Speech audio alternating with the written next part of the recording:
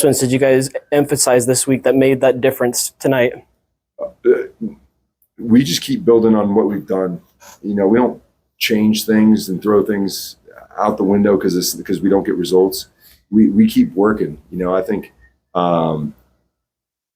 there's always details and nuance into the way we want to play, and so we focused a lot on our, like I said, our box defending. And I think the guys did a great job. We talked about making sure we get numbers in the box, so our box attacking guys did a great job of that tonight.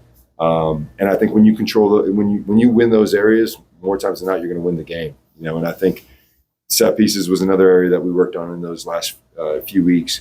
And tonight we took on more than what we'd like, but the guys handled themselves the right way. So the work that we do is always a continuation of layer upon layer upon layer. And I think we were able to get some really good understanding of the details and the nuances of the different phases, and the guys executed tonight. And then did you feel like the group showed that urgency required for a playoff push tonight? I think so. I think the crowd was electric tonight. I think when you step in and the weather gets a little bit cooler, it's like you're not even conscious. It's subconscious, but it's a real, there's something on this game. It was palpable. And I think the guys, again, every game's going to have its flow. Who scores first, when you score, how you score.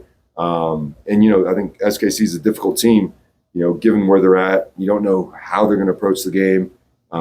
Whereas you'll have a better idea with the rest of the teams moving forward. You're vying for playoff spots and you know where they're at in the table. So I think they'll approach the game a little differently than tonight.